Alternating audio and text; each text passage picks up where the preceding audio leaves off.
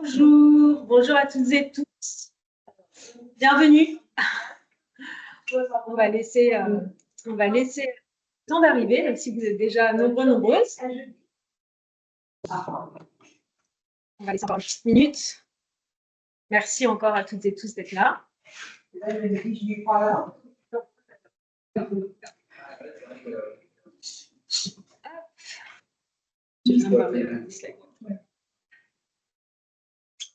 Je vais introduire, tu peux mettre la première. Alors, merci à toutes et tous d'être aussi présents aujourd'hui. On vous parle en direct d'un café du réseau de 1000 cafés. Donc, si vous entendez un petit peu de musique et de tasses qui teintent derrière nous, de machines à café qui se met en action, c'est normal dans un café qui vit. Le temps de laisser arriver, je vais rapidement faire un petit tour de table. J'ai à côté de moi Camille Sebaud, la directrice du café, Christophe Ernotte, le maire de qui travaille comme chef de projet développement territorial chez 1000 Cafés. Et moi-même, je suis responsable régionale en charge du développement des offres chez 1000 Cafés. On vous remercie encore toutes et tous d'être là. Avant de donner la parole à Camille pour introduire cette webconférence, je vais très rapidement donner le sommaire de la matinée. On va, au cours de cette webconférence, vous présenter le dispositif 1000 Cafés, donc nos offres d'accompagnement, avec un petit focus sur le réseau des élus et des porteurs de projets. On fera également un point sur la guinguette mobile. Et puis, on laissera la parole au maire de Séo, ici présent, et à Isabelle, une des co-gérantes du café Mère et Fille qui nous accueille aujourd'hui, pour expliquer un petit peu l'accompagnement dont ils ont bénéficié avec nous. Écoute, il est bientôt 10h05. Camille, je te laisse la parole pour introduire la webconférence. Avec plaisir. Merci beaucoup d'être présent. Il était important pour nous de pouvoir aussi vous redonner le contexte de pourquoi 1000 Cafés s'est lancé en 2019. On est parti d'un constat qui était simple. Alors qu'un tiers des habitants vivent dans des villages, 60% d'entre eux n'ont plus aucun commerce. Donc, nous, on s'est dit, on va se retrousser les manches et agir pour permettre à des communes de pouvoir avoir des lieux de vie qui se recréent. Et notre solution, c'est le format de café. Un café qui soit multiservice, où on peut retrouver un point poste, on peut retrouver un peu d'épicerie, et aussi un café qui soit co-construit avec les habitants et qui réponde réellement aux besoins du territoire. Donc, pour nous, le café, c'est vraiment le lieu de rencontre par excellence où les gens vont pouvoir se retrouver, débattre et échanger. Et pour nous, c'est un besoin qui est essentiel aujourd'hui dans les communes rurales parce que, vous le savez, peut-être pas, mais 43% des habitants de zones rurales se sentent exclus de la société contre 23% pour les zones urbaines. Donc nous, on a envie de se dire que le café, ça va permettre aussi aux gens de pouvoir se rencontrer, échanger et donc pouvoir recréer du lien social. Donc concrètement, 1000 Cafés, comment on intervient et comment vous pouvez aussi nous solliciter. D'abord, vous pouvez bénéficier de notre accompagnement pour ouvrir ou maintenir le dernier café de votre village. Vous pouvez aussi accueillir la guinguette mobile le temps d'une soirée qui est notre café itinérant qui sillonne les routes de village en village. Vous pouvez également rejoindre notre réseau pour rejoindre une communauté d'élus qui sont engagés pour la dynamisation des territoires. Et enfin, vous pouvez aider vos porteurs de projets, donc les gérants de vos cafés, en leur poussant à adhérer à notre réseau de cafés pour qu'ils puissent bénéficier de toute une programmation socioculturelle qu'on met en place dans les villages. Très bien, merci beaucoup pour cette introduction, Camille. Je propose, puisqu'en plus il est 10h06, donc c'est parfait, de rentrer dans le vif du sujet et te donner la parole, Louise, pour expliciter un petit peu plus, de manière un petit peu plus complète, quelles sont nos offres d'accompagnement chez 1000 Cafés.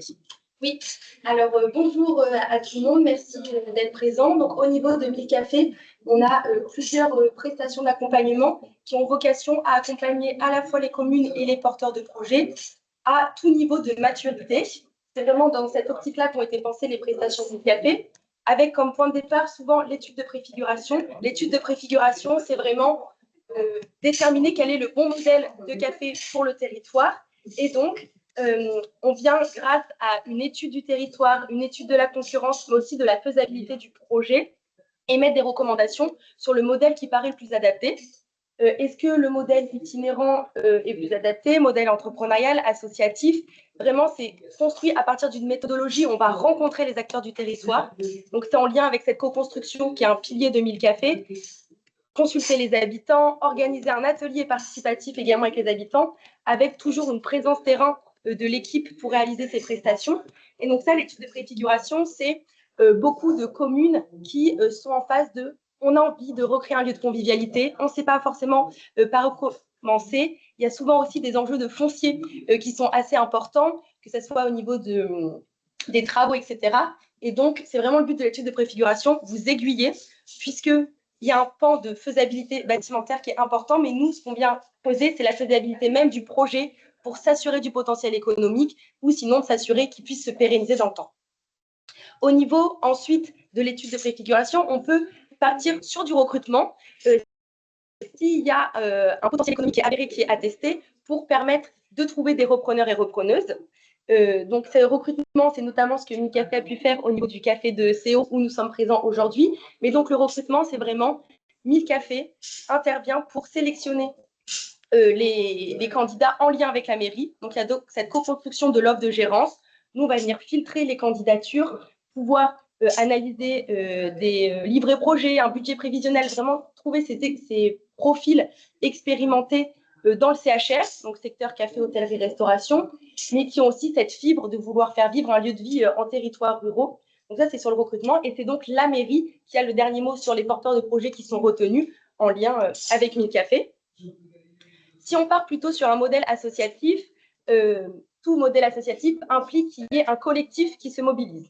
Mais il se peut que des mairies aient cette volonté associative, puisque pas de potentiel économique, puisque calibrage du projet. Et donc, dans ce cas-là, MilCafé peut accompagner à la mobilisation d'un collectif habitant.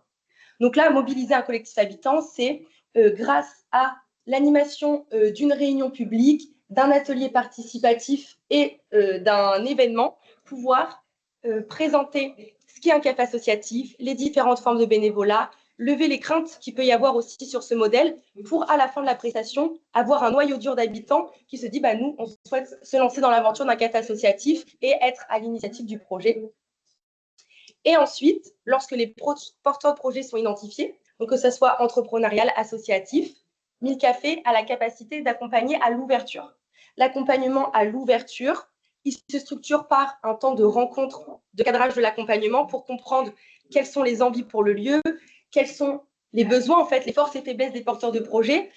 Sur les modèles entrepreneuriaux, des fois, on a des gens qui sont très expérimentés, café, resto, mais qui vont peut-être être moins à l'aise en communication, même dans le lien avec la mairie, avec les habitants, comment impliquer et s'ancrer sur le territoire. Sur les collectifs associatifs, il y a aussi souvent des enjeux de fédérer le collectif, même de gérer les bénévoles. Et donc, en fait, l'accompagnement à l'ouverture vise à ce qu'il y ait un lancement de l'activité la plus sereine possible, qui passe donc par ce temps de cadrage et ensuite des sessions d'accompagnement. Nos sessions d'accompagnement, elles sont pensées sur un format, on va dire, compétences plutôt CHR, donc café, hôtellerie, restauration, sur gérer ses marges, négocier avec ses fournisseurs, ou encore élaborer sa carte, aménager son comptoir, mais aussi des thématiques beaucoup plus transversales sur développer des animations, du multiservice, gérer les bénévoles sur un modèle associatif, bien communiquer sur son établissement. Chaque accompagnement, c'est un accompagnement sur mesure personnalisé qui fait que toutes les sessions ne sont pas traitées avec tous les porteurs de projets, mais c'est ce qui fait la personnalisation de l'activité, de ce qu'on va proposer. Et donc ensuite, il y a un petit temps d'accompagnement après ouverture pour assurer ce suivi jusqu'à 3-4 mois après l'ouverture. Donc ça, c'est quelque chose qui est précieux en fait pour avoir ce regard extérieur côté MilCafé. Et en parallèle de ça, MilCafé ne soutient pas que des projets à l'ouverture, on soutient également des projets à l'exploitation. Donc ça veut dire les cafés ouverts depuis au moins 3 mois. Ça peut être des cafés qui sont ouverts depuis 3 ans, 10 ans. L'idée, c'est des territoires de moins de 3500 habitants qui n'ont plus de café ou qui ont un café qui risque d'être perdu. Alors, MilCafé peut intervenir. Et dans ce cas-là, notre accompagnement à l'exploitation ressemble à celui à l'ouverture dans la mesure où c'est un temps de cadrage, comprendre ce qui est fait, quelles sont les difficultés rencontrées, quelles sont les choses sur lesquelles les gérants ou les collectifs sont à l'aise, pour ensuite les accompagner en conséquence et s'assurer que le projet puisse se pérenniser dans le temps.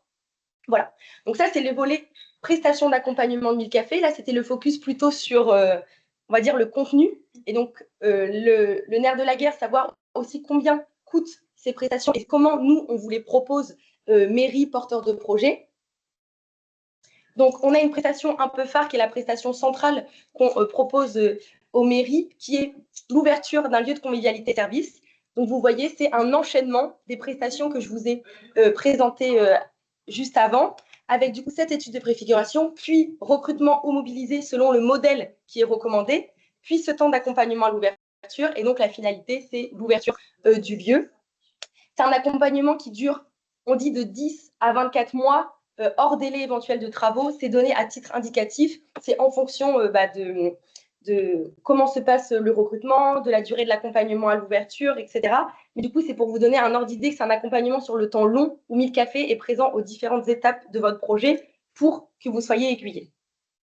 Cette prestation est à 20 000 € hors taxe, sachant qu'elle est financée à 50% par la Banque des Territoires, qui nous soutient, qui est du coup un financement précieux pour réduire le reste à charge des communes, ce qui fait qu'il y a 50% pris en charge par la Banque des Territoires, ce qui revient donc à la mairie à 10 000 € hors taxe. Voilà, pour cet accompagnement complet sur plusieurs mois avec l'ouverture du lieu à la fin. Donc ça, c'est vraiment sur le volet prestation complète. Et donc ensuite, post-ouverture, comme je vous l'ai dit, peut avoir un accompagnement à l'exploitation. Donc, c'est la branche du bas que vous voyez ici, avec un accompagnement à l'exploitation pour les cafés associatifs ou entrepreneuriaux. Mais 1000 cafés post-ouverture peut aussi proposer un accompagnement café tremplin. Donc, c'est un format qui permet en fait à 1000 cafés de se positionner en tiers de confiance entre les gérants-gérantes et la mairie. C'est exclusivement pour les modèles entrepreneuriaux dans ce cas de figure et c'est un accompagnement pendant 3 ans maximum. Donc, vous voyez le détail de ce que ça comprend, mais dans l'idée, c'est que pour la mairie, ça permet en fait d'avoir un loyer qui est assuré puisqu'il est versé par 1000 cafés, d'avoir un accompagnement en fait à l'exploitation sur un temps plus long du gérant ou de la gérante, de pouvoir, si jamais pendant cette période, le gérant ou la gérante décide de partir, de pouvoir avoir un accompagnement pour assurer un service minimum, mais aussi un accompagnement pour retrouver un repreneur. Donc, tout ça, c'est compris dans cette phase café tremplin de 3 ans maximum par 1000 cafés, qui est du coup à 3 500 € par an pour la mairie.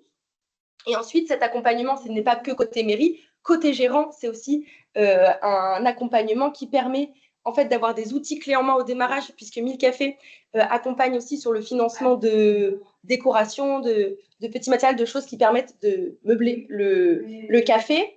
Et ça permet également d'avoir des loyers négociés, puisque c'est toujours dans une optique de loyer modéré pour s'assurer qu'il n'y ait pas trop de pression financière non plus sur les porteurs de projets, notamment au lancement. Et ça permet également d'avoir cet accompagnement à l'exploitation et donc d'avoir des rendez-vous avec 1000 cafés pour pouvoir échanger sur son exploitation en cours, avoir un suivi et un avis extérieur. Donc ça, c'est hyper important. Et donc là, on est sur plus ou moins 800 € pour les porteurs de projets, sachant que c'est plus ou moins 800 € par mois pour les porteurs de projets. Et c'est en fonction du loyer extérieur, de tout le montant de cette redevance. Voilà, donc ça, c'est le côté plutôt après ouverture qui s'adresse aux porteurs de projets entrepreneuriaux.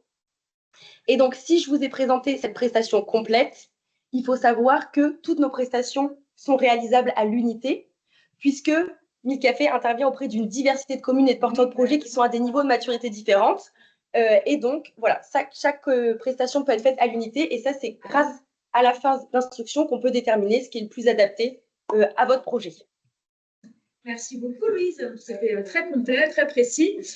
Évidemment, si vous avez des questions sur tout ce qu'on vous a présenté, on vous donnera la parole. On a prévu un long temps de questions-réponses à la fin de la webconférence pour que vous puissiez poser toutes vos questions. Et il va être temps du coup de vous laisser la parole, Christophe et Isabelle, si elle va arriver aussi, une des co-gérantes de l'établissement. Et comme je vous l'ai dit au tout début, nous sommes in situ, donc elle a aussi du monde dans son café. Donc elle va nous rejoindre d'ici quelques minutes. L'idée, c'est qu'on puisse les faire témoigner. Peut-être on va commencer par donner la parole à Christophe et puis il y a Isabelle qui va nous rejoindre. Louise, du coup, tu feras de la place à Isabelle. Ouais, voilà, c'est comme ça. Voilà. Et écoutez, Christophe, je vous propose de prendre la parole et puis de nous expliquer un petit peu comment on a travaillé ensemble sur cet établissement. Très bien. Écoutez, merci. D'abord, vous souhaitez la bienvenue ici à CO, hein, cette petite commune rurale. Et puis, me présenter en quelques mots. Donc, je suis Christophe Ernaud, maire de la commune de CO. Je suis aujourd'hui mon 4e mandat. J'ai souhaité pouvoir témoigner parce que votre accompagnement a été très bon et puis très sérieux et puis très important pour que nous puissions arriver aujourd'hui à la réussite de ce projet. Alors, la commune de CO, c'est une commune qui est située en Normandie, dans la Manche. Nous sommes à quelques encablures du Mont-Saint-Michel. Nous sommes situés au plein cœur de la baie du Mont-Saint-Michel, à équidistance entre deux grands ports, Saint-Malo, qui est un port, un des plus grands ports de plaisance, et puis nous avons aussi un des plus grands ports de pêche coquille, qui est Granville. Et cette chance aussi d'être au pied d'une artère routière située à équidistance entre Rennes et Caen. Alors, avant de rentrer dans ce qui nous intéresse vraiment aujourd'hui, je voudrais présenter ce projet que nous avons monté ici à CO. Ça commence en 2020, juste après ce virus qui nous a bien embêtés, la Covid. Nous apprenons que le dernier commerce du bourg de CO allait être vendu, parce que nous ne trouvions pas de repreneur, enfin les anciens propriétaires ne trouvaient pas de repreneur et que ce bâtiment allait être vendu à l'habitat. Chose que le conseil municipal de l'époque ne souhaitait pas voir. Donc il y a eu une grande réflexion du conseil municipal sur comment faire pour réussir à maintenir ce lieu de convivialité ici à CO. Donc en 2021, nous avons très vite engagé les études de faisabilité. Alors à l'époque, nous n'avions pas forcément connaissance de Mille Café, donc nous avions travaillé pour cette étude de faisabilité, cette étude de marché avec la CCI et la CMA, donc la Chambre des commerces et de l'industrie et la Chambre des métiers et de l'artisanat. Et très vite, on s'est aperçu que les conclusions étaient positives. Donc, nous avons pu engager, et vous l'avez dit tout à l'heure, un investissement, le foncier. C'est très important. Il nous fallait pouvoir acheter ce bien foncier avec la licence. Donc, déjà, nous avions un feu vert. Nous pouvions investir sur le bien. Bien évidemment, lorsque l'on s'engage dans un projet comme celui-ci, il faut monter une équipe projet adéquate. Nous avons commencé par recruter une maîtrise d'œuvre, un architecte qui a pu dessiner avec nous les esquisses de ce nouveau projet. Et dès décembre 2021, nous avons pu déposer le permis de construire et signer ce permis de construire très rapidement, début 2022. Donc l'année 2022, elle a été la partie opérationnelle avec la réalisation des travaux. Donc d'abord, marché public, recrutement de l'ensemble des entreprises. Et puis, très vite, nous avons retenu ces entreprises. Et fin 2022, il y a eu un élan de solidarité, des travaux participatifs. En fait, nous avons sollicité la commune, l'ensemble des habitants, pour pouvoir venir nous aider dans ce projet. Et alors, il y avait plusieurs choses. C'est que la population puisse être partie prenante à ce projet, mais aussi financièrement, puisque quelque part, ce budget que nous allons allouer à cet établissement est important, je vous le citerai tout à l'heure. Et donc, nous avons demandé à la population, si elle était d'accord, de bien venir nous aider et de travailler à la démolition. La partie gros œuvre a été faite par la population et le conseil municipal. Donc, c'est-à-dire que fin 2022, l'ensemble de l'établissement était nu de tout habillement. Il ne restait plus que les 4 murs. En 2023, donc là, nous avons engagé les travaux, la phase vraiment exécution, 35 réunions, donc c'est très, très prenant, avec 16 mois de travaux.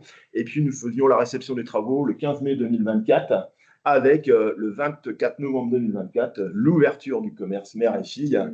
Donc, Isabelle et Angélique, Isabelle qui est présente avec moi, mes co-gérantes de cet établissement maintenant, nous avions l'honneur de vous recevoir et de faire cette ouverture ensemble. L'honneur de t'accueillir. Alors très rapidement, je vais vous citer quand même le budget puisque vous en avez parlé tout à l'heure, très important. Nous avons investi l'immeuble pour 79 000 euros avec la licence. Hein. C'est un budget global de 614 000 euros TTC. Une maîtrise d'œuvre aux alentours des 40 000 euros et 496 000 euros de travaux. Donc du coup, face à ce budget assez important, il nous fallait nous retrouver des recettes pour pouvoir boucler ce budget. Nous avons travaillé avec la DETR, donc là, ce sont des financements d'État. Nous avons réussi à obtenir 202 000 euros sur l'ensemble de cette enveloppe. Nous avons travaillé avec le département de la Manche dans le cadre du FIR, du Fonds d'investissement rural. Nous avons travaillé avec l'Union européenne dans le cadre du projet Leader Feeder, donc 50 000 euros. La région dans le cadre du contrat de territoire. Et puis le fonds de compensation de TVA qui nous est revenu. Donc la région, nous avons eu 44 000, l'Europe 50 000 et le fonds de compensation de TVA 86 000 euros. Il ne restait plus qu'à autofinancer à hauteur de 182 000 euros, 30% d'autofinancement. Voilà, donc un budget très bien ficelé. Ensuite, je le disais, il faut monter une équipe performante pour un tel projet. Donc il nous manquait un partenaire indispensable, un partenaire parce que autant nous avions lancé ce grand défi qui était de constituer cet établissement, mais nous devions d'un résultat assuré au vu du montant 614 000 euros. L'investissement, c'était la commune. Nous avions trouvé tout le financement. Les études de faisabilité, nous avions eu à l'époque la CCI, la CMA. La maîtrise d'œuvre, nous avions un architecte. Nous avions nos partenaires financiers, mais il nous manquait un élément qui était très important pour nous, c'est la partie entrepreneuriale, rechercher un expert ayant la maîtrise du sujet. Pourquoi? Parce que nous avions eu l'expérience que plusieurs années consécutives, les propriétaires de cet établissement avaient recruté des personnes qui n'avaient pas connaissance de ce qu'était un commerce, des lieux de convivialité, mais qui n'avaient pas les connaissances de gestion, qui n'avaient pas les connaissances et qui n'avaient pas d'accompagnement non plus. Donc du coup, la question, eh bien, c'était de construire un outil de travail, comment s'assurer d'une gestion sûre, sereine, pérenne, et puis qui corresponde aussi à l'identité communale. Hein, puisque, je l'ai dit, nous sommes une commune rurale, mi-cité aussi, pas très loin d'un site touristique au plein cœur de la baie du Mont-Saint-Michel. Alors, j'ai engagé des recherches auprès des revues, des associations des maires ruraux de France, auprès d'Internet, je suis allé chercher auprès des articles de presse, et puis un jour, j'ai fait la connaissance de Mille Café. Et très vite, je vous ai contacté pour que vous puissiez venir nous présenter ce qu'était Mille Café. Et à l'époque, vous travailliez dans le cadre de l'agenda rural. Et cet agenda rural, avec l'initiative Mille Café, vous aviez fixé comme objectif de contribuer à revitaliser des petites communes. Et c'était d'ouvrir 1000 cafés dans 1000 communes de moins de 3500 habitants. Et ça, c'était un objectif qui était très important et qui a très vite attiré notre envie de travailler avec vous. Donc, vous êtes venu nous présenter qui vous étiez, comment vous travaillez, quelle mission et comment vous intervenez.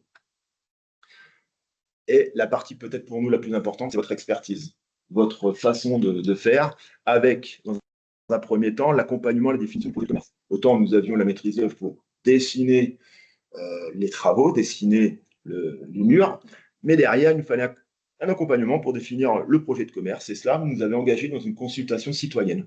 Cette consultation citoyenne, un questionnaire que vous aviez préparé, qui a été adressé à l'ensemble de la population, puisque nous avons fait une distribution en boîte aux lettres sur l'ensemble du territoire. Et à l'intérieur de ce questionnaire, il y avait la définition des attentes de la population, il y avait les besoins, la forme du commerce qui était attendue, et puis surtout, si la population adhérait à ce projet. Et du coup, nous avions un établissement, moi j'ai marqué un établissement sur mesure en fait. Et ça, c'était très très important. Ensuite, il fallait conventionner tout ça. Donc, il y avait cette fameuse charte tripartite. Donc, nous avions défini les rôles de chacun. Dans un premier temps, donc le rôle de la commune avec Mille Café, et puis après avec les gérants qui allaient intervenir. Et vous l'avez évoqué tout à l'heure dans une des missions que vous faites toujours actuellement, c'est le recrutement. Recrutement qui est très important parce que il faut savoir, je dirais, décrire, écrire, formaliser cette fiche de poste pour recruter les meilleurs profils possibles. Nous avons plusieurs profils, et puis une qui aura retenu largement notre attention. On aura l'occasion d'en parler tout à l'heure. Et puis, enfin, lorsque le recrutement est fait, eh bien, c'est de pouvoir contractualiser par un bail commercial. Et ce bail commercial a été fait qu'un loyer modéré, puisque nous avions obtenu donc, des subventions très importantes, 70% de subventions. Et donc là, du coup, nous sommes passés sur un bail commercial avec 1000 cafés et une sous-location au niveau de la gérance libre. Enfin, vous aviez aussi des missions particulières qui ont été très appréciées par le gérant, puisque vous proposiez aussi des recherches de financement. Donc, vous avez participé à rechercher des financements pour un investissement pour le gérant. Et ça, je pense que c'est une partie aussi importante, puisque en qualité de nouveau gérant, lorsque vous intégrez des murs qui sont mis à votre disposition, nous avions fait le maximum, mais pas forcément l'idéal. Et c'est là que vous étiez fort en accompagnement et en recommandation. Je notais aussi, vous avez été très fort en conseil, en savoir-faire pour les outils, services de la commune et des gérants. Nous avons pu meubler avec les forces de la commune, mais aussi avec Isabelle qui a pu, elle, avoir les financements possibles. Enfin, du coup, notre partenaire a été choisi. Voilà, nous avons choisi de travailler avec 1000 cafés, puisque vous correspondiez à toutes nos attentes, et puis nous avons pris une délibération pour que nous puissions coopérer, et puis qu'on puisse s'engager avec vous, 1000 cafés. Et là, j'allais y venir sur la candidature. Isabelle est partie, mais elle va vite venir nous retrouver. C'est la vie de café, c'est le lieu de convivialité, et en bas, voilà, il y a du monde, c'est tout à fait normal, et pour vous dire que ça fonctionne très bien. Alors, les candidatures, nous en avons eu beaucoup. C'était compliqué de pouvoir définir la bonne candidature, mais vous avez été force de proposition. Le tri était fait. Je dirais les propositions qui nous arrivaient et pouvaient être tous des profils qui pouvaient intégrer ces murs et ce commerce. On a pu recevoir ces candidatures, et puis une candidature, Isabelle et Angélique, qui est arrivée ici avec un dossier bien ficelé. Hein. Je me souviens d'un dossier où on sentait peut-être les fonctions de direction de communication qui étaient derrière Isabelle, et qui jumelaient, je veux dire, aux compétences du métier de bouche d'Angélique, eh bien, a fait tilt, si on peut le dire. Mais dans un premier temps, je crois que ce n'était pas forcément le commerce qui était très, très intéressé par Isabelle et puis Angélique, mais nous avons fait le tour de la commune. Nous avons commencé par découvrir les communes, les services que nous proposions déjà à la population, le monde associatif qui était présent. Nous avons un monde associatif assez important avec 9 associations qui fonctionnaient pas très bien à l'époque, mais ça y est, tout est reparti, puisque je le rappelle, hein, sortion du Covid. Et puis, je crois qu'Isabelle et Angélique ont été aussi pris par le charme de la commune, du territoire. Et moi, j'ai été aussi charmé par ces deux personnes parce qu'elles avaient, outre l'envie de développer un commerce, mais elles avaient aussi trouvé un lieu où elles pouvaient poser leurs valises. Et donc là, c'était formidable. Et tout ça, bien, je le répète encore une fois, grâce à un partenaire comme vous qui a pu, du coup, faire en sorte que ce projet aujourd'hui existe et fonctionne très, très bien. Et je dirais peut-être même au-delà des espérances que moi je suis en tant qu'élu, mais aussi des gérants, puisque toutes les animations qui sont organisées, il y a énormément de monde. Voilà, à la limite, aujourd'hui, nous serions peut-être prêts, ce serait peut-être nécessaire d'agrandir un peu les bureaux. C'est un autre projet. Ça, c'est un autre projet. Alors, et pourquoi pas? Donc, pour l'instant, voyons comment ça peut fonctionner, rendons la chose pérenne, et puis de faire en sorte que Isabelle et Angélique puissent évoluer, co-construire peut-être d'autres choses. Aujourd'hui, ça fonctionne très bien. Nous avons des retours qui sont plutôt de très bonne qualité, hein, parce que nous avons une qualité de repas qui est préparée, qui est extraordinaire, avec, je le disais tout à l'heure, des loyers qui sont très modérés. Je ne sais pas si je peux dire les chiffres, mais voilà, nous sommes... L'établissement ne nous a pas été présenté, mais en dessous, vous avez le bar. Ici, vous avez un lieu de convivialité au premier étage. Et au-dessus, vous avez le logement d'Isabelle. Donc, le tout a un prix de location de 500 €. C'est-à-dire le commerce 400 € et le logement 100 €. Mais c'était aussi un engagement de la commune de dire le but, il n'est pas de faire des finances, de faire des recettes, Le but, il était vraiment de maintenir ce lieu de convivialité et de commerce. Et là, elles ont su parfaitement tenir leur promesse, puisque les repas, les services rendus, l'accueil est parfait. Et aujourd'hui, moi, je remercie Isabelle et Angélique. Isabelle qui nous rejoint. Excusez-moi. J'ai fait l'éloge de votre tour de bourg quand vous êtes arrivé et que nous avons pu visiter le petit bourg, hein, puisque c'est 430 habitants, mais voilà, beaucoup de services, nos écoles, nos garderies, nos centres de loisirs. Il nous manquait le commerce. Et puis finalement, quand le commerce réouvre, ça redonne aussi, ça impulse aussi la vie autour aussi. Hein. Totalement. Un lieu pour se retrouver, ça stimule aussi les assos. Enfin, c'est un cercle vertueux qui se met en place aussi. C'est tout à fait ça, parce que nous avions perdu une grande majeure partie de l'activité associative. Et depuis qu'aujourd'hui, ce lieu de convivialité est là, le monde associatif se retrouve et la population se retrouve aussi. Et ce qui est fort important, c'est que vous avez, à mon sens, aussi une clientèle qui n'est pas cantonnée au cercle du territoire de la commune. Vous avez un périmètre de zone de chalandise qui aujourd'hui va jusqu'à nos amis les Bretons. C'est ça. En passant par le Calvados et puis le haut de la Manche. Donc, franchement, je disais il n'y a pas très longtemps, j'étais en réunion, on va dire, à la limite de l'Orne, et j'entendais parler de votre commerce et des bienfaits de votre accueil, des bienfaits de vos repas, de la cuisine, toujours la cuisine angélique et votre accueil. Et ça, je pense que c'est une belle réussite. Voilà, c'est une belle réussite. Ouais. Voilà. Merci beaucoup, Christophe. Isabelle, du coup, donc c'est Isabelle, tu es la mère de ma fille. Voilà. Celles et ceux qui assisteront à la webconférence de cet après-midi verront Angélique. Est-ce que tu veux bien, Isabelle, nous dire un petit peu comment vous êtes arrivée ici et peut-être nous expliciter un petit peu ce que vous proposez chez Mère et Fille? Oui, alors en fait, le projet de départ était parti sur un investissement personnel. Et puis, par hasard, je suis tombée sur un article de Milk Café. Et j'ai trouvé que ce que j'avais lu dans cet article nous correspondait et pouvait peut-être nous permettre de se lancer dans ce projet avec plus d'encadrement et plus de sécurité.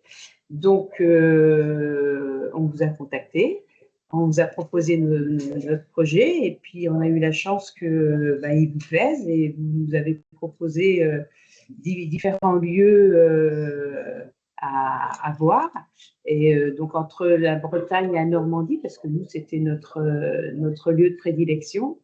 Et je dois avouer qu'on a visité 4 lieux dans la même journée et on a eu déjà un coup de cœur pour le village, c'est où, qui est vraiment adorable.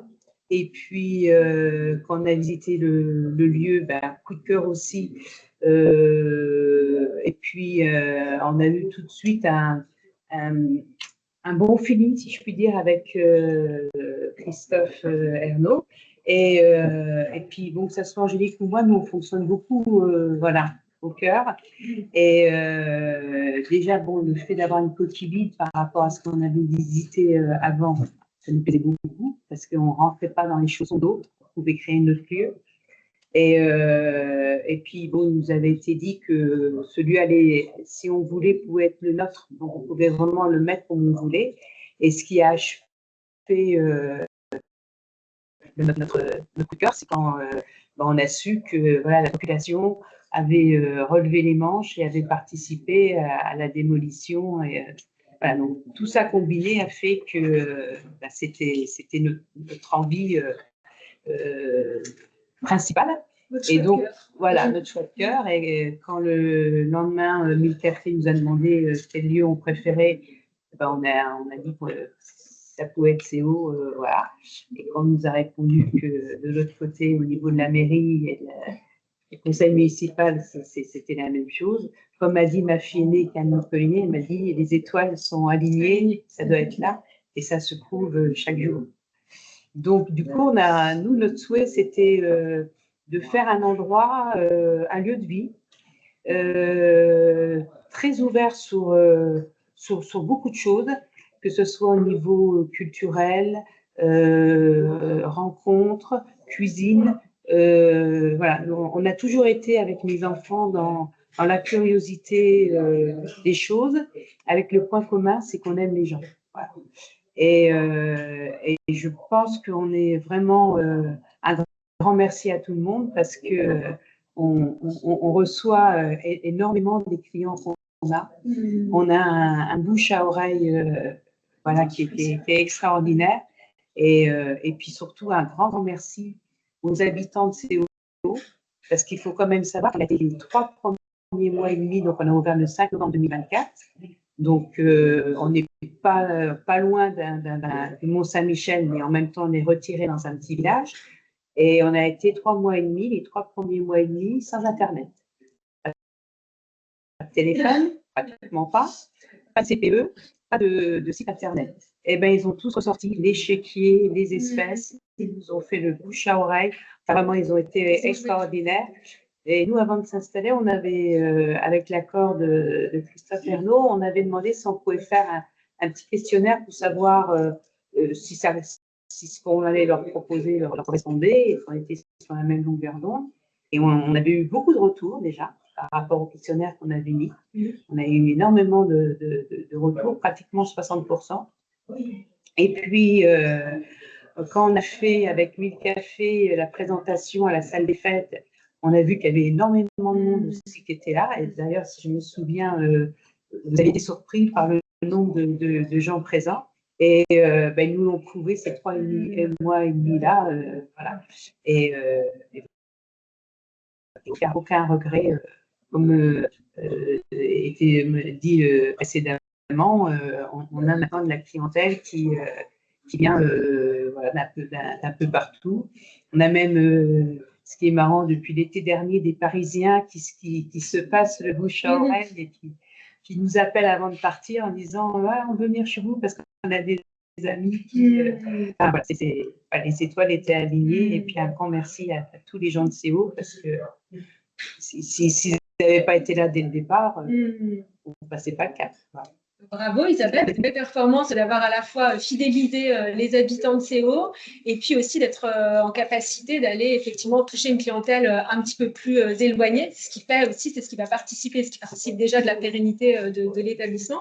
Est-ce que tu peux nous dire ce que vous proposez ici en termes d'offres, oui, que ce soit bar, restauration, animation Alors, on est donc un restaurant, donc avec une cuisine avec essentiellement des produits français de saison et le plus possible en direct de producteur, que ce soit dans la restauration ou dans notre épicerie, parce qu'on a une épicerie fine, c'est pas une épicerie de dépannage, et donc c'est des produits qu'on a direct de producteur, alors soit locaux, au niveau par exemple, on a des fromages de chèvre, de chèvrerie d'un village à côté de Prolon. On a une bergère qui est sur Avranches.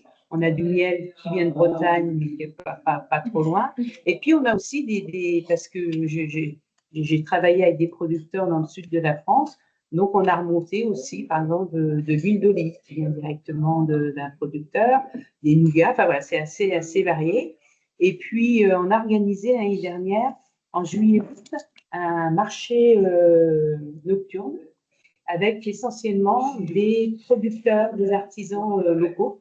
Et apparemment, ça a bien plu, aussi bien côté exposant que clientèle, puisqu'on nous a demandé de le refaire cette année. Et puis, ce qu'on fait aussi, c'est des animations.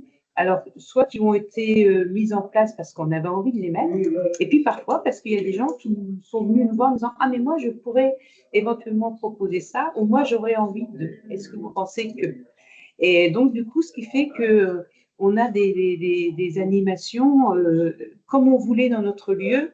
Non seulement on voulait que ce soit un lieu de convivialité, mais intergénération. Ça, c'est quelque chose qui nous tient à cœur. La cuisine, pareil. On n'a pas de menu enfant, mais quand des jeunes enfants accompagnent, Angélique adapte son menu à l'enfant parce qu'on n'a pas envie de tomber dans les classiques. Et souvent, les enfants sont très, très contents de ce qui est proposé.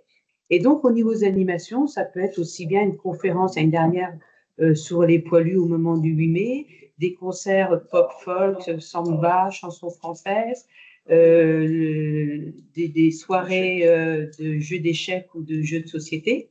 Donc, jeux de société, c'est tous les premiers vendredis du mois. Les jeux d'échecs, c'est tous les troisième vendredi du mois.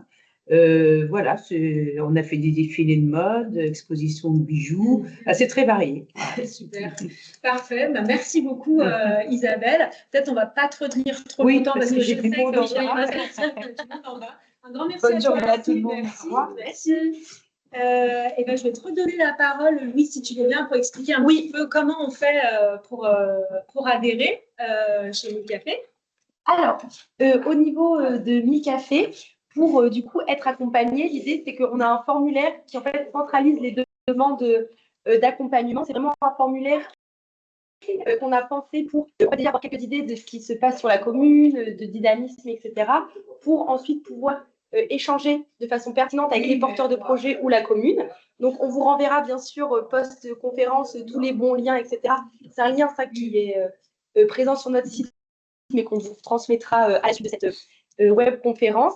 Et ensuite, il y a tout ce volet instruction du projet qui est donc porté par moi au niveau de MilCafé. Donc, sachez que si vous candidatez, vous aurez le plaisir d'échanger par téléphone avec moi. Et après, il y a vraiment cette phase de visioconférence pour présenter la prestation adaptée, puisque là, on a eu en début de webconférence un résumé de ce que comprend chaque prestation, mais le but, c'est d'aller plus dans le détail, de pouvoir répondre à toutes vos questions et vraiment vous présenter celle qui correspond à vos besoins. C'est des visioconférences souvent où il y a tout le conseil municipal, les porteurs de projets, enfin voilà. Tout le monde est bienvenu pour vraiment poser ces questions. Le but, c'est que pendant cette phase d'instruction, on soit bien au clair sur quelles sont vos envies, où en est le projet et que nous, on puisse commencer à vous émettre des recommandations en vue de l'accompagnement. Et c'est à la suite de cette visioconférence qu'on envoie des devis gratuits personnalisés. Et à la suite de ça, une fois qu'on réceptionne les devis signés, la mairie, avec la mairie ou les porteurs de projets, alors on peut déterminer quel sera le calendrier d'intervention par MilCafé. Ça dépend en fait du moment opportun qui est pertinent pour la commune. Il arrive des fois que des devis signés et que ça commence que quelques semaines, voire quelques mois après, selon le bon timing pour que ça soit pertinent. Mais ça dépend aussi de nous, notre plan de charge côté MilCafé. Et ensuite, à la suite de ce cadrage de l'accompagnement, on peut débuter la prestation. Mais voilà, c'est un formulaire qui n'est pas, qui n'est pas engageant. Le but, c'est d'avoir des informations sur la commune pour ensuite que nos échanges soient plus pertinents et qu'on puisse vous présenter la prestation qui correspond. Donc voilà, tout ça, vous le récupérez à la suite de la visio. Merci beaucoup, Louise.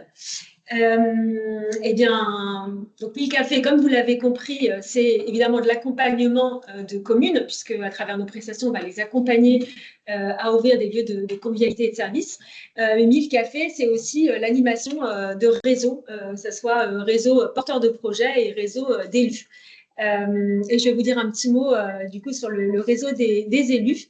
Il faut savoir que le réseau des élus, c'est un réseau qui est gratuit, qui est ouvert à tous les élus de communes rurales. Et l'idée de ce réseau, c'est déjà dans un premier temps de créer des espaces où les élus vont pouvoir se rencontrer, partager, s'inspirer des expériences des unes, des uns et des autres, pour pouvoir agir du mieux possible sur les problématiques notamment liées aux lieux de convivialité et de service dans leur commune. Donc ça passe via des rencontres à la fois régionales pour faciliter les déplacements et la participation des élus ruraux, mais aussi à travers des rencontres nationales, au moins une par an. Le réseau des élus, c'est aussi un cycle de webconférences où l'idée, c'est de pouvoir vous inspirer également, faire intervenir différents acteurs pour parler, bien sûr, du sujet du dernier commerce, mais aussi du lien social, de la solidarité et de différents sujets qui peuvent être des sujets abordés par des élus ruraux au cours de leur mandat. Et en plus de ce cycle de webconférences, on propose aussi une newsletter mensuelle qui s'appelle les brèves de comptoir. Donc tout ça effectivement gratuitement. On propose aussi aux élus du réseau 1000 cafés de pouvoir partager nos actions auprès d'eux, d'élargir notre réseau de partenaires qu'on peut ensuite mettre à leur disposition parce qu'on est ancré, 1000 cafés est ancré dans l'écosystème ESS et ruralité à travers une participation à différents types d'événements, mais aussi parce qu'on a réalisé une mesure d'impact par un doctorant qui nous permet de savoir où agir, comment agir au service des élus des communes rurales. Et enfin, on défend les intérêts des élus ruraux au plus haut niveau pour pouvoir porter la voix des ruralités auprès des services, des pouvoirs publics. Donc ça, c'était vraiment la partie réseau des élus. D'ailleurs, on vous enverra aussi à l'issue de cette conférence un petit lien pour vous permettre de confirmer votre souhait d'adhérer à notre réseau des élus qui est, comme je vous le disais, un réseau qui est ouvert et gratuit. Et à côté de ça, on propose aux porteurs de projets que nous avons accompagnés, parfois même avant même qu'ils aient été accompagnés par nous, de faire aussi partie d'un réseau. D'ailleurs, Isabelle, que vous avez vu tout à l'heure, fait partie du réseau des porteurs de projets 1000 cafés. Et faire partie du réseau des porteurs de projets 1000 cafés, ça permet aussi aux gérants, gérantes de lieux de faire partie d'une communauté d'entraide, de solidarité, parce que ce sont des métiers qui sont très prenants, où souvent on travaille beaucoup, on a énormément de choses à gérer et des choses diverses. Ça va du métier de tenancier de bar, de restaurateur, d'animateur et aussi ce côté aussi lien social. Et donc, permettre aux gérants des cafés de pouvoir se rencontrer, d'échanger entre eux, partager les bonnes pratiques, c'est très important, c'est très demandé par eux. Donc, à la fois des rencontres aussi régionales et nationales. On propose aussi à ces porteurs de projets d'être accompagnés avec la mise à disposition notamment d'une plateforme avec différentes boîtes à outils, des webinaires aussi qui leur permettent de monter en compétence sur différentes thématiques en lien avec le CHR, l'animation d'un lieu de convivialité. L'autre gros point fort du réseau des porteurs de projets, c'est notre capacité à leur mettre à disposition un certain nombre d'animations clés en main pour animer leur lieu, ce qui leur permet à la fois d'apporter de la vie à la commune, mais aussi d'apporter du trafic dans leur établissement. Donc ça, c'est très, très apprécié aussi. Par exemple, on propose des tournées de théâtre, du cinéma en plein air. Voilà, on met vraiment à disposition des gérants, des gérantes, des outils clés en main pour animer correctement leur établissement. Et enfin, on va leur offrir de la visibilité, puisque c'est vrai que 1000 cafés, c'est quand même une association qui est reconnue, qui est connue maintenant depuis plus de 5 ans. Et on a quand même beaucoup de sollicitations presse, médias diverses, et on met à chaque fois en avant les cafés du réseau pour leur permettre de bénéficier de cette visibilité. Voilà pour le réseau des porteurs de projets et des élus. Alors, petite information aussi sur le réseau des porteurs de projets, c'est un réseau qui est payant pour les porteurs de projets, mais qui a un coût modeste, puisque ça coûte 35 € pour un porteur de projet entrepreneurial, comme ici, pour un porteur de projet associatif, parce qu'évidemment, on accompagne aussi des porteurs de projets, des collectifs associatifs, comme le disait Louise tout à l'heure, on a cet accompagnement aussi de collectifs associatifs là où il n'y a pas de potentiel économique. Là, ça sera 20 € l'adhésion annuelle. Je vais donner la parole maintenant à Camille pour parler d'un autre dispositif proposé par 1000 cafés qui s'appelle la Guinguette mobile. La transition est faite. Tu parlais de collectifs associatifs et de modèle entrepreneurial. On sait qu'on ne peut pas dupliquer le même format de café dans tous les villages et qu'on a parfois des communes qui n'ont pas de local commercial pour pouvoir accueillir un café, ou alors pas le potentiel économique, des habitants qui n'ont pas forcément envie de se mobiliser en collectif pour porter un projet associatif. Et pour autant, on n'a pas envie d'abandonner ces projets-là. Et donc, on a lancé en 2023 une solution itinérante qui est plutôt adaptée à un problème territorial avec, du coup, une guinguette mobile qui est un vieux Citroën HY qui sillonne les routes et qui va de place de village en place de village pour pouvoir organiser ponctuellement des animations socioculturelles, des temps de rencontres et des événements conviviaux et intergénérationnels. Donc, ce format-là, c'est un format qui est porté par 1000 cafés. C'est une association donc, qui travaille de mai à septembre pour pouvoir proposer des événements sur la période estivale. Donc, c'est un format qui est éphémère, mais qui permet vraiment d'avoir un impact long terme. Et ça, on l'a vu sur le Grand Est. Donc là, on a lancé la première guinguette mobile. Parce que chaque année, c'est des élus qui veulent réaccueillir la guinguette. Donc là, on a 90% des communes qui, en 2023, nous accueillaient, souhaitent encore en 2026 pouvoir accueillir la guinguette mobile. Et l'idée, c'est que chaque événement va vraiment permettre de pouvoir mobiliser l'ensemble des acteurs du territoire. Donc, pour vous donner une idée de ce à quoi ça ressemble, donc, la guinguette mobile, elle va arriver sur la place du village. On va, nous, en préalable, avoir fourni l'ensemble des éléments de communication pour s'assurer qu'il y ait une bonne affluence. Et on va venir installer nos guirlandes, aider l'installation des tables, des chaises, et du coup, pouvoir accueillir les habitants. On propose, nous, toute l'offre de buvettes et de petites restaurations. On s'accompagne du comité des fêtes pour la restauration ou lorsqu'il n'y en a pas d'un food truck pour pouvoir proposer du coup une offre de qualité à côté de notre bar. Et on travaille avec l'artiste local qui va organiser un concert, avec l'association de danse qui va organiser un spectacle de danse. On essaye d'organiser des marchés de producteurs locaux pour pouvoir aussi faire en sorte qu'il y ait de véritables retombées économiques qui soient positives pour le territoire. Donc, du coup, que vous ayez en tête, aujourd'hui, on a 2 guinguettes mobiles. La première qui est du coup dans le Grand Est et qui s'est lancée en 2023 et qui maintenant parcourt 80 villages de la Marne, de la Haute-Marne, de l'Aube et de la Meuse. Et depuis l'année dernière, on a lancé une nouvelle guinguette mobile dans les Hauts-de-France sur le département de l'Aisne. Donc, nous, notre enjeu, c'est de pouvoir continuer à aller dans de nouveaux villages avec ces 2 guinguettes-là, mais aussi de pouvoir en ouvrir des nouvelles, parce qu'on sent que c'est un projet qui a un réel impact et qui permet vraiment de pouvoir aussi créer du lien social. On a une commune dans le Grand Est qui, le temps d'un soir, a triplé sa population pour pouvoir, en accueillant la guinguette. Donc, en moyenne, c'est 250 personnes qui viennent chaque soir sur des événements de la guinguette. Et c'est aussi du coup des retombées économiques. Donc, on vous a mis le chiffre au niveau, donc là, depuis le lancement, mais à savoir que sur une tournée estivale, on estime à peu près 90 000 € de retombées économiques sur le territoire. Donc, voilà, la guinguette aujourd'hui nous permet vraiment de pouvoir aussi développer notre action sur de nouveaux territoires.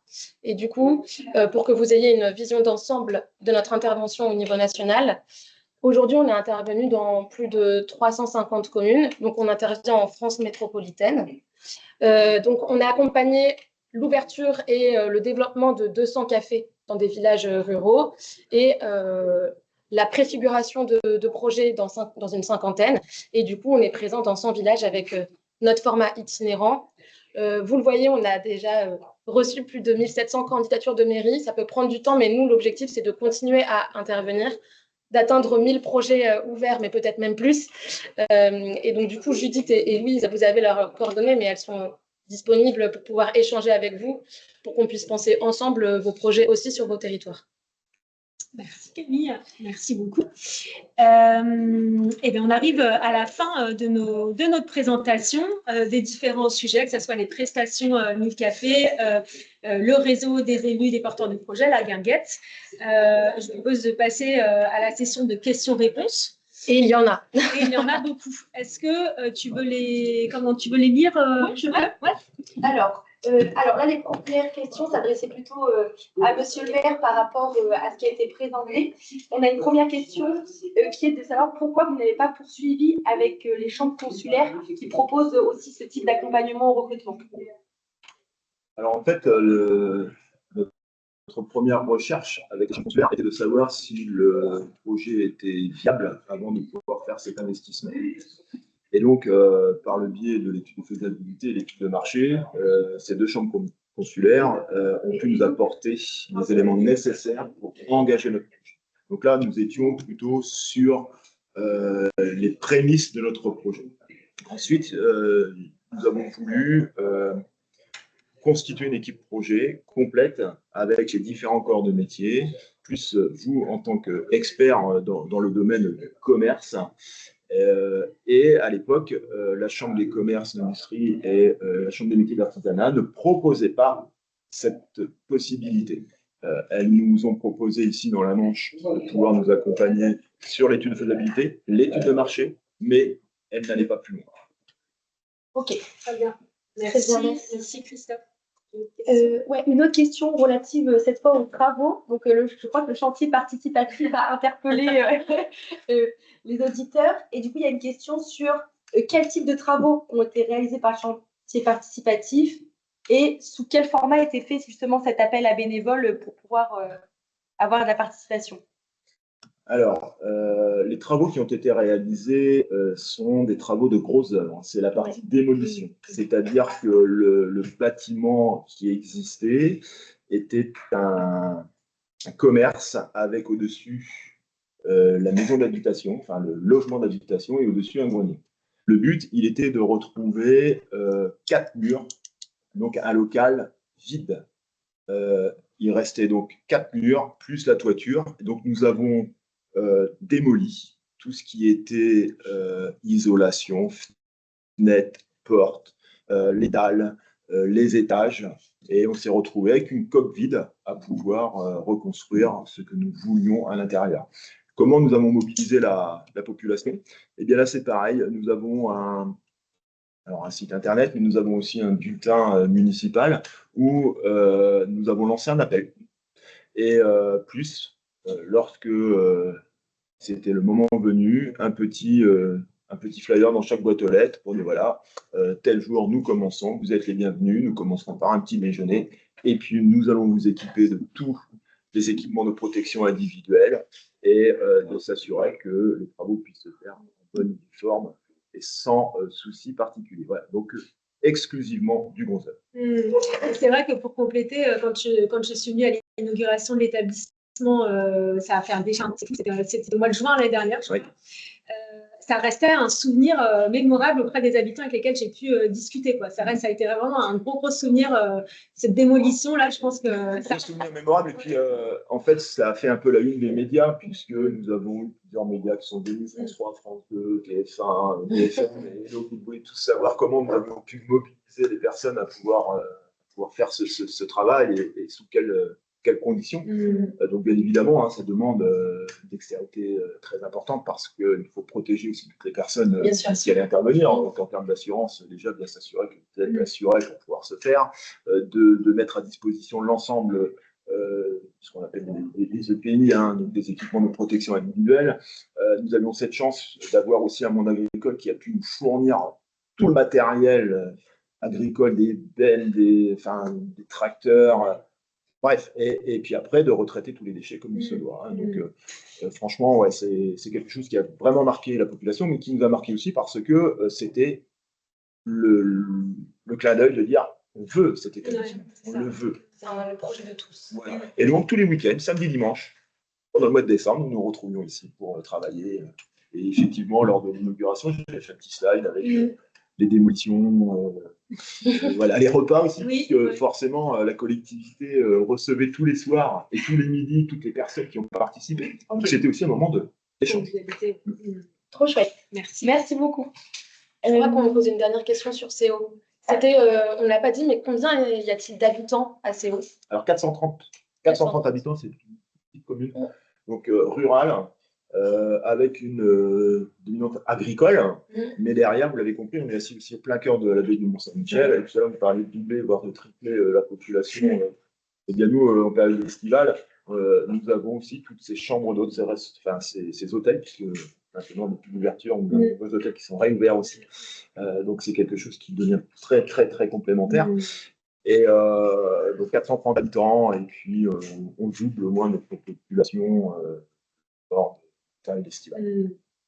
J'ai remarqué que le chantier refait réagir. Est-ce que le chantier participatif a été accompagné ou encadré par une équipe d'œuvre, ou ça a été fait en direct avec la commune, ce chantier participatif? Est-ce que la maîtrise d'œuvre était déjà dans la boucle? Le projet en tant que tel, c'est-à-dire la partie travaux, bien évidemment, a été construit avec une assistance à la maîtrise d'ouvrage, une assistance à la maîtrise d'œuvre. Nous avons recruté un architecte qui nous a permis de faire toutes les phases projet, donc des études préalables, en passant par la phase exécution jusqu'à la réception des travaux.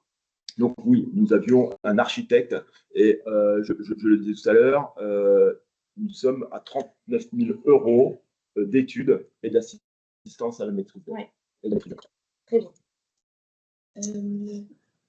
Ensuite, là, on a des questions plus générales. Il y a des questions notamment sur les licences. Mais avant ça, j'avais une question sur est-ce qu'il y a une surface minimum qui est obligatoire pour lancer un projet? Je ne peux pas donner un chiffre finalement parce que tout va dépendre du projet. C'est-à-dire que si à l'issue d'une étude de préfiguration, ce qui ressort, c'est qu'il il faut plutôt développer un modèle associatif, la surface à développer, à mettre en activité, elle ne sera pas la même qu'un modèle entrepreneurial où effectivement, plus on va avoir du mètre carré, plus ça sera possible de développer des activités, sous-entendu quand même qu'on est dans des communes rurales, donc effectivement, il ne faut pas non plus que ça soit trop grand parce qu'il y a quand même cette difficulté à faire venir les gens, enfin autant de monde. Donc voilà, c'est important quand même d'avoir une salle de restauration qui soit suffisamment grande. Moi, j'ai envie de dire, faut quand même avoir une salle qui permette d'accueillir minimum 20 couverts parce que, en fait, le bar et la restauration, ce sont les activités socles qui vont assurer la pérennité de l'établissement si c'est un modèle entrepreneurial. Donc, on a cette salle, effectivement, de bar-restauration. Donc, faut quand même qu'elle soit. Et après, évidemment, si on veut développer des activités annexes du type petite épicerie, tout à l'heure, Isabelle nous parlait d'une épicerie fine ou alors de faire des animations en intérieur, notamment l'hiver, bah, effectivement, c'est important aussi quand même d'avoir des salles annexes. Pour vous dire ici, nous, on est, comme vous le disiez tout à l'heure, Christophe, on est à l'étage de l'établissement mère et fille, où en fait, on a vraiment un espace, bon, malheureusement, vous ne pouvez pas voir, mais je suis sûre que cette conférence vous donne envie de venir lors de vos déplacements et ou vacances. On est donc à cet étage où on a un bel espace de convivialité avec canapé, chaises, table, qui permet d'avoir un petit peu un espace, on va dire, salon de thé. Et puis, en bas, on a une salle de restauration qui est quand même suffisamment grande pour accueillir, on va dire, 20 à 30 couverts. On a une belle cuisine aussi. Et ensuite, on a la possibilité d'avoir un espace extérieur. Et ça, c'est absolument génial quand c'est possible parce que ça permet aussi à l'établissement de développer sa capacité commerciale à la haute saison. Et ce qui est particulièrement important dans un établissement comme ici, puisqu'effectivement, la population des habitants va jusqu'à doubler, tripler en période estivale. Et je pense que tu as dit un point important, c'est ça va dépendre quand même de la nature du projet, mais même pour un format associatif où il y a un peu moins de contraintes, de rentabilité et donc de surface minimum, si on a envie de pouvoir accueillir la population pour des animations, ce qui est souvent le cas quand même quand on a ce type de projet, je pense qu'il faut minimum 50 mètres carrés d'espace pour recevoir le public, pour s'assurer de pouvoir accueillir du monde, que ce soit aussi en hiver et pas uniquement sur des animations en plein air sur le temps estival. Donc je pense que c'est le minimum. Minimum. Ouais, bien sûr. Il y a aussi une complémentarité entre l'établissement et la collectivité, la commune. Nous sommes propriétaires d'une salle polyvalente qui peut accueillir 100 personnes. Et il est rare, Isabelle et Angélique, programme des soirées. Et lorsque ça appelle à un nombre important de repas, le dernier repas que j'ai pu participer, il y avait 200 repas. Et donc, il y a une salle complémentaire, enfin, beaucoup plus grande. Nous avons pu mettre aussi une salle polyvalente. Et ça a permis que la population soit. Oui. Ça, c'est vraiment génial. Effectivement, quand ça peut avoir lieu, ça permet effectivement d'aller plus loin dans la proposition commerciale de l'établissement. Merci beaucoup. Pour la suite, on a des questions plutôt côté licence. Oui. Donc, est-ce que c'est possible de commencer sans licence 4? Comment on obtient une licence 3 et une licence 4? Il y a un peu plusieurs questions qui se regroupent, mais notamment sur est-ce qu'il faut avoir une licence 4? Comment l'obtenir? Est-ce qu'on peut avoir plusieurs licences sur un village? Voilà. Est-ce qu'on peut faire une réponse un peu plus globale licence? Déjà, votre interlocuteur sur le niveau licence, c'est vraiment la préfecture, puisque c'est eux qui ont la prérogative pour pouvoir déterminer si vous avez la capacité ou non d'acquérir une nouvelle licence. C'est un droit qui est très encadré. Donc aujourd'hui, il n'est plus possible de créer de nouvelles licences. La loi qui permettait cela a pris fin. Il y a maintenant une question de palier. Donc, par nombre d'habitants, on a le droit à une licence, que ce soit une licence 3 et une licence 4. Et donc, la première chose à faire quand vous souhaitez pouvoir racheter une licence, c'est vraiment de vous adresser à votre préfecture pour vérifier qu'il n'y en a aucune qui est en activité sur votre territoire. C'est déjà arrivé. Les mairies n'étaient pas au courant, mais il y avait déjà une licence sur leur territoire. Et ensuite, de pouvoir faire le tour. Sachez que vous pouvez acheter une licence sur votre département ou les départements limitrophes. Et du coup, vous ne pouvez pas avoir trop de licences pour un certain nombre d'habitants. De mémoire, c'est 450 habitants, mais je sais que selon les préfectures, il y a une application de la loi qui peut être plus ou moins appliquée. Donc, du coup, le principal, c'est toujours de les contacter en priorité. Et sachez que nous, on a des projets de café associatifs notamment qui fonctionnent sans licence ou alors avec une licence 3. Et la plupart des cafés fonctionnent aujourd'hui avec une licence 4, mais une licence 3 est aussi possible. Pour que vous ayez en tête la différence entre les deux, il y a la licence 4 qui permet de vendre tout type d'alcool, y compris des alcools forts, et donc par exemple de pouvoir vendre des cocktails ou un Ricard. Et la licence 3, pour le coup, est plutôt une licence aussi qui peut accompagner la restauration avec principalement le vin et les bières. Donc, le projet n'est pas obligatoirement lié à une licence 4 et un projet peut complètement démarrer sans licence 4 en fonction du territoire. Oui. Je ne sais pas si vous voulez compléter là-dessus. Et de préciser que c'est pour les licences 4 qu'il n'y a pas de création possible.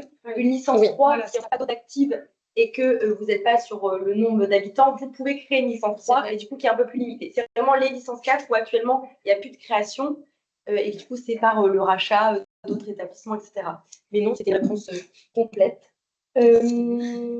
Tac, tac, tac. Là, j'ai une question. Ça revient à la même chose sur la licence. Après, là, je vois quelqu'un qui parle plutôt de l'enjeu, c'est le maintien des cafés existants avec des gérants bientôt en retrait, des problématiques de travaux, etc. Comme on a pu le dire, 1000 Cafés intervient aussi sur les phases de maintien si jamais il y a des difficultés rencontrées. Donc ça, c'est vraiment l'accompagnement à l'exploitation. Donc c'est tout à fait possible que 1000 Cafés interviennent sur des cafés qui sont ouverts depuis plusieurs mois, plusieurs années et qui ont besoin d'aide pour se pérenniser. Ensuite, sur le volet départ à la retraite des gérants, nous, du coup, on peut accompagner éventuellement au recrutement pour trouver des nouveaux repreneurs. L'enjeu est plus, et c'est important de le préciser là, si jamais on est sur des murs, des fonds de commerce et murs surtout qui sont la propriété des gérants et qui cherchent à vendre pour leur départ en retraite, là, nous, on n'accompagne pas directement à la vente de murs de particuliers, d'entrepreneurs. Nous, on intervient majoritairement lorsque la mairie est propriétaire des murs, puisqu'en fait, on n'est pas agent immobilier. Enfin voilà, le côté vente de murs, c'est quelque chose qui est spécifique, ou souvent aussi pour les départs en retraite de gérants, c'est des situations où on est souvent confronté, où en fait, ils espèrent pouvoir revendre cet établissement pour leur retraite, et nous, ça, c'est pas notre champ d'expertise. Par contre, on peut avoir ce lien avec la mairie pour comprendre quelles sont les suites possibles. On a déjà fait aussi, par exemple, des études de préfiguration pour des mairies qui se disent on aimerait bien se positionner sur le rachat, mais est-ce que ça vaut le coup? Dans quelle mesure? Et du coup, là, on peut aussi accompagner, mais on ne va pas pouvoir accompagner en tant que tel le gérant qui part à la retraite s'il est propriétaire des murs à revendre son établissement, mais on peut intervenir à l'exploitation. Merci. Très bien. Là, il y a une question plutôt, savoir si j'ai l'impression qu'il y a plusieurs questions qui reviennent sur la guinguette mobile. Donc, est-ce que c'est possible de l'envisager dans le département de l'Ain? On a également une commune de l'Aisne qui trouve le projet intéressant et qui se demande quel est le coût pour en fait faire venir la guinguette dans le village. Donc, je pense que ça vaut le coup de faire un petit débrief modalité d'application pour recevoir la guinguette. L'objectif de la guinguette, c'est de pouvoir se rendre dans tout type de communes. Donc, on va dans des communes de 60 habitants à plus de 1500. Forcément, on n'a pas la même activité quand on est sur une commune de 60 habitants et une commune un peu plus peuplée. Et en même temps, nous, on doit aussi pouvoir rentrer dans nos frais. Donc, au niveau du budget de la guinguette, on fonctionne et grâce aux ventes réalisées par la buvette et en complément, on a besoin de subventions des intercommunalités pour nous permettre de pouvoir nous rendre dans ces toutes petites communes sans avoir de minimum. Donc, ça doit être gratuit pour la commune. Elle n'a pas de frais à nous payer ou nous assurer un minimum de vente. Et donc, l'enjeu pour nous, c'est vraiment de pouvoir interagir avec les intercommunalités pour pouvoir négocier avec eux un nombre de villages qui pourraient bénéficier de notre dispositif Aujourd'hui, pour parler chiffres, on parle de 1 000 € hors taxe pour un village et ça englobe un événement et ça englobe toute la partie communication, organisation en amont et lancement de la tournée. On essaye au maximum en parallèle de ça d'aller trouver aussi des mécènes privés pour nous permettre de réduire le coût qui sera porté par les collectivités et pouvoir continuer à aller dans des plus petites communes.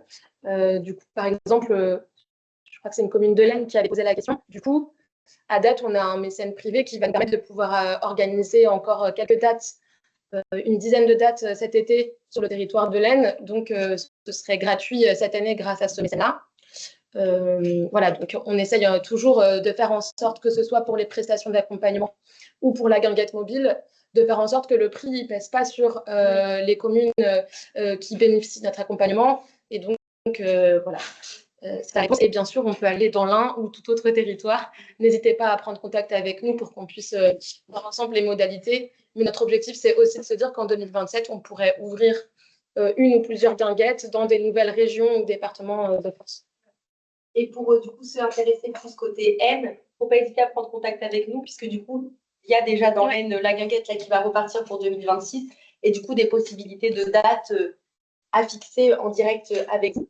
Là, j'ai 2 questions qui sont plus propres à CO et à cet établissement.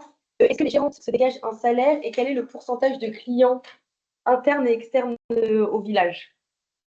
Alors, est-ce que vous avez des éléments de réponse? Je pense en avoir quelques-uns. Moi, j'en ai très peu. Je ne suis pas initial non plus dans les rapports, mais je sais que le bilan comptable est satisfaisant et un peu au-dessus de ce qui avait été prévu.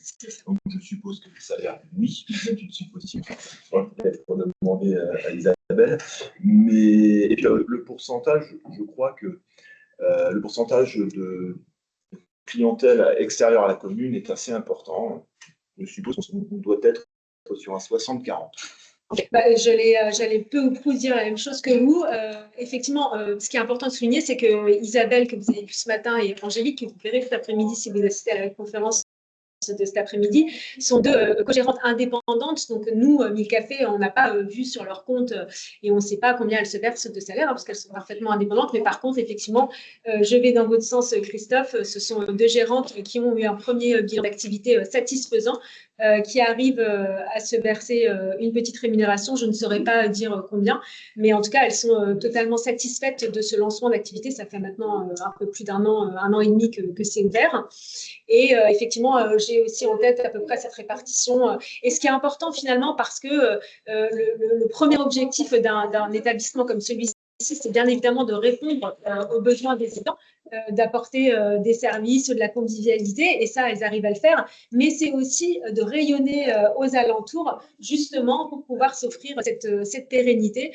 Parce qu'il est compliqué, vous vous en doutez, sur un village de 400 habitants, c'est pas suffisant pour évidemment offrir le nécessaire pour qu'un établissement soit rentable. Donc, finalement, elles ont bien réussi l'exercice. Si je peux compléter, nous sommes sur un territoire touristique, voilà. Mais la période touristique, elle s'engage fin avril, mais jusqu'à septembre. Donc, en dehors de cette période, il faut aussi que l'établissement puisse vivre. Et je peux le confirmer, les animations qui sont réalisées ici attirent énormément de monde. Il est fréquent d'avoir une bonne centaine de personnes d'animation. En dehors de la période estivale. Super. Très bien. Je pense qu'on a répondu à la question. Oui. Ce que je vous propose, c'est que je vais refaire juste un petit point quand même sur les tarifs, parce que peut-être il y a des personnes qui sont arrivées post-tarif et on a plusieurs questions sur le coût des accompagnements qui reviennent. Et comme ça, après, je pourrais enlever la présentation pour vous voyez en plus grand. Je vous propose de refaire un petit coup, puisque j'ai plusieurs questions sur, en cas de premier diagnostic de votre part, qui indique un manque de rentabilité, et du coup, il y a un abandon du projet. Est-ce que les 20 000 € hors taxes sont dus? Et une question sur le coût de l'étude de préfiguration, le coût de notre accompagnement sur le volet exploitation. Donc, je vais me permettre de projeter juste les slides sur les coûts pour que vous soyez bien au fait. Donc, au niveau de l'accompagnement, donc ça, c'est l'accompagnement complet qui induit un enchaînement de prestations. Donc, en fait, si une commune s'engage sur ces 20 000 € hors taxes, je reprécise, avec un cofinancement de la Banque des Territoires, c'est-à-dire 10 000 euros de reste à charge pour les communes. En fait, à la suite de l'étude de préfiguration, si potentiel économique, alors on part sur du recrutement. Si absence de potentiel économique, comme évoqué dans la question, il y a la possibilité de partir sur la mobilisation d'un collectif. Cette prestation complète, elle est pensée dans l'idée de, il y a un local, une mairie a un souhait de lieu de convivialité, et Mille Cafés accompagne quel que soit le modèle. Si une mairie a en tête, veut absolument faire qu'un modèle entrepreneurial et ne voudra jamais creuser la piste de l'associatif et ne souhaite pas, dans ce cas-là, il y a la possibilité de faire une étude à l'unité, comme vous le voyez ici, où c'est juste seulement l'étude de préfiguration pour on confirme le potentiel économique ou non, et après on décide d'abandonner. Nous, on l'a pensé de se dire, chaque territoire peut avoir un projet qui se pérennise. L'enjeu est de trouver le bon modèle, et c'est pour ça que Mille Cafés, en vous accompagnant sur un temps long de l'étude au recrutement, la mobilisation des collectifs, puis l'accompagnement des entrepreneurs, on met toutes les chances du côté de la mairie des porteurs de projets pour que ça puisse se pérenniser. Donc, l'idée, c'est qu'en fonction de ce qui a été dit en instruction, une commune qui veut seulement de l'entrepreneurial ne s'engagera pas sur les 20 000 euros hors taxe, 10 000 euros reste à charge. Et du coup, il n'y a pas cet enjeu de si on arrête en cours, puisque ça, c'est pensé dans un temps long, on vous accompagne jusqu'à temps qu'il y ait un lieu. Et si jamais ça arrive, dans tous les cas, on facturera ce qui a été réellement bien fait sûr. et pas les 10 000 euros de reste à charge. Oui, il y a cette souplesse de vous vous êtes engagé, mais on s'adapte à ce qui a été réellement fait. Et après, sur le coût de l'accompagnement, vous voyez, il y a aussi les prestations à l'unité. Donc ça, elles sont de façon séparée, avec aussi un cofinancement de la Banque des Territoires sur chaque prestation. Et du coup, sur un accompagnement au soutien à un café existant, c'est du coup le dernier carré, accompagnement à l'exploitation, qui est donc à 8 500 euros hors taxe, cofinancé par la Banque des Territoires. Donc c'est un reste à charge de 50% pour la commune, avec l'intégralité de l'accompagnement sur plusieurs mois et tous les déplacements terrain par l'équipe. Donc voilà, normalement, avec ces 2 slides, et je le répète à nouveau pour ceux qui seraient arrivés après, on va tout vous envoyer là à tous les participants, ces informations pour que vous ayez vraiment les coûts. Mais du coup, même pour l'étude de préfiguration, si elle est faite seule, c'est le carré 1. Donc, normalement, ça répond aux questions de coûts pour tous ceux… Et je rebondis aussi sur la question qui dit, voilà, s'il n'y a pas de potentiel économique, on abandonne. C'est vrai que nous, on a été souvent confrontés en instruction à des communes qui voulaient ouvrir un lieu de convivialité de service et finalement, avec un modèle entrepreneurial en tête, une étude de préfiguration qui ne justifie pas, qui ne montre pas en tout cas de potentiel économique. Et parfois, il y a un gros travail aussi de notre part d'expliciter un petit peu ce que c'est qu'un modèle associatif, parce que souvent les mairies ne connaissent pas trop, ou alors elles ont parfois des a priori un petit peu négatifs là-dessus. Moi, je voulais juste te dire qu'on a des très beaux exemples aussi dans le réseau de cafés associatifs, et que c'est vraiment une vraie proposition, c'est pas une moindre proposition, c'est une vraie proposition au village, aux communes où il n'y a pas de potentiel économique pour vraiment recréer de la convivialité, du service. Alors évidemment, ça ne sera pas un établissement qui sera ouvert sur une amplitude aussi importante qu'un modèle entrepreneurial, mais néanmoins, ça peut répondre aux besoins de convivialité, de service pour une commune. Voilà. Et tu as raison, et du coup, je me permets de vous donner un exemple de café associatif dans la Sarthe à Nogent-le-Bernard, où je crois que cette année, le café associatif a plus d'adhérents que de nombre d'habitants dans la commune. Et c'était un projet où on avait commencé par une préfiguration avec une mairie qui était plutôt intéressée par un format entrepreneurial parce que le souhait de pouvoir remettre une activité économique, d'avoir de la restauration, etc. Au final, il y avait un collectif qui souhaitait porter ce projet associatif. C'était il y a plus de 2 ans. Et aujourd'hui, la mairie a réalisé des travaux pour qu'ils puissent déménager de local, avoir un local plus important. Le café est ouvert tous les samedis et du coup rassemble un maximum de personnes. Et j'ai l'impression que et la mairie et le collectif, ils sont hyper satisfaits aussi de ce format-là. Donc c'est vrai qu'il ne faut pas le croire comme un sous-modèle ou autre, c'est aussi quelque chose qui permet pleinement d'engager les habitants dans le projet, et c'est vraiment leur projet, et donc du coup, ils le font vivre au quotidien aussi. Donc, il reste quelques questions. Je vais arrêter la présentation, comme ça, vous pourrez peut-être nous voir un peu mieux. Dans les questions qui restent, là, c'est plutôt témoignage d'une mairie qui parle d'une petite épicerie qui vient de fermer, pour laquelle ils avaient prêté leur licence 4, avec environ 30 mètres carrés en haut, en bas. Donc là, on est sur typiquement un projet où vous pouvez remplir le formulaire pour qu'on puisse échanger plus en direct avec vous. Il y a un enjeu de, voilà, quand vous évoquez la licence 4 qui a été préfet, est-ce que vous l'avez bien toujours, est-ce qu'elle est toujours active de votre côté? Et après, au niveau des surfaces, comme évoqué par Camille et Judith précédemment sur les surfaces nécessaires, 30 mètres carrés en haut en bas, c'est pas très grand. Voilà. En fait, il faut creuser de est-ce qu'il y a une salle polyvalente qui pourrait faire un complément, est-ce qu'il n'y a pas un lieu quand même qui pourrait être fédéré, tout dépend le nombre d'habitants que vous avez, enfin voilà, le type de modèle à développer, voilà, ça nous évoque plein de questions et du coup je pense que ça serait beaucoup plus pertinent pour ce type de projet qu'on échange directement ensemble pour parler plus en détail de votre projet, quoi. Tac. Il y a une commune qui demande si on peut les accompagner pour alors qu'ils ont 1430 habitants. Du coup, il n'y a aucune limite là-dessus. Le seul critère, c'est que nous, on intervient dans des villages, donc des communes de moins de 3500 habitants. Et du coup, on intervient sur le dernier commerce, soit pour le recréer, soit pour aider à son maintien et développement. Oui, pour rebondir sur ça, nous, 1000 cafés, on n'intervient pas sur des communes où il y a déjà un café qui tourne ou même un café qui est ouvert. Quand on parle dernier commerce et dernier café, il y a certaines communes où il y a pu avoir des restaurants où 1000 cafés est intervenu, puisque en fait, ce restaurant ne faisait pas forcément les convivialités, était vraiment sur des horaires plutôt midi, soir, etc. Nous, notre but, c'est de surtout pas créer de concurrence avec l'existant. Le but, c'est que les projets puissent se pérenniser, d'où le fait qu'on ait cette vigilance sur le fait qu'il n'y ait pas de café ouvert. Mais voilà, le vrai critère, c'est vraiment moins de 3500. Et après, au cas par cas, si y a un restaurant qui est ouvert, mais il y a une volonté, par exemple, de quelque chose d'associatif plutôt pour proposer des animations, tout est possible. Le but étant d'envisager une vraie complémentarité pour que personne ne bâtisse de la concurrence et qu'on ne ferme pas ce qui est existant. C'est vraiment l'ADN, quoi. Mais du coup, ça, c'est aussi au cas par cas. Et peut-être en cas pratique, mais il y a beaucoup de communes nouvelles et on peut aussi intervenir dans les communes déléguées qui sont du coup des anciens bourgs. Oui. Et donc pas forcément penser à l'échelle commune nouvelle, oui, mais aussi proposer des solutions pour des centres-bourgs qui sont un peu isolés. Donc on s'adapte à chaque fois à chaque projet. Oui, important de mentionner, parce qu'il y a des communes qui font partie de communes déléguées de plus de 3500 habitants et qui ne savent pas si elles peuvent candidater ou pas. Donc ça, oui, très important. Et une question sur, aidez-vous à la rédaction de la consultation de la population pour savoir ce qu'elle souhaite sur la création d'un café associatif. Oui, tout à fait. Oui. C'est vraiment compris dans l'étude de préfiguration. On prend en charge la rédaction du questionnaire qu'on va bien sûr faire valider par la mairie. La mairie s'occupe, on met aussi à disposition, ça c'est important, les outils de communication pour que la mairie puisse bien communiquer auprès des habitants sur la réception de ce questionnaire, sur cette consultation citoyenne pour qu'elle soit remplie lorsqu'on en a besoin. Et ensuite, la mairie prend en charge la distribution et nous, on s'occupe de toute l'analyse des questionnaires pour justement essayer de dessiner le projet.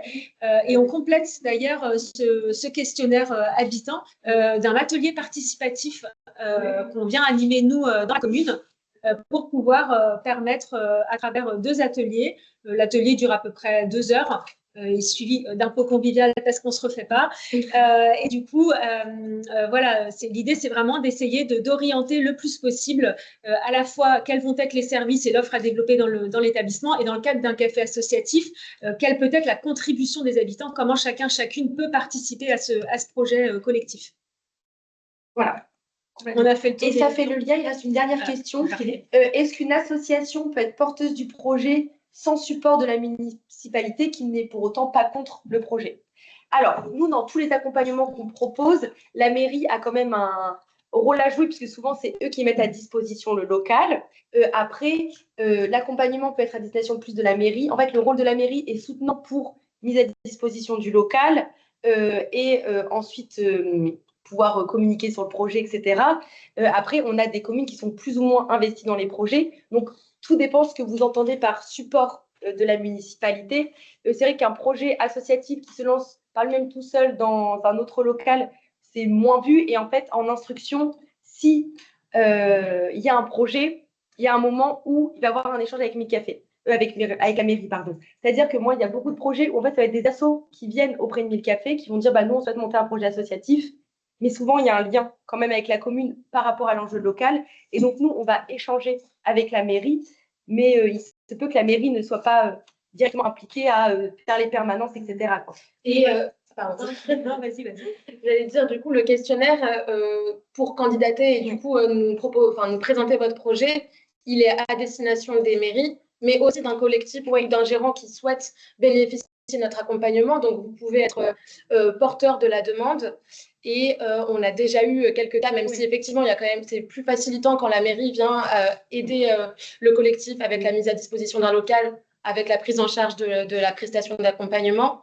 On a eu certains projets où le collectif était pleinement porteur et du coup, on accompagne aussi le collectif, et monsieur le maire l'a dit, sur identifier des fonds de soutien, donc des subventions qui vont permettre aussi de financer notre accompagnement lorsque la mairie n'est pas forcément disposée à le prendre en charge. Donc, il y a toujours des solutions. Il faut juste être prêt à aussi prendre le temps de rédiger des dossiers et pour pouvoir aussi trouver d'autres cofinancements là-dessus.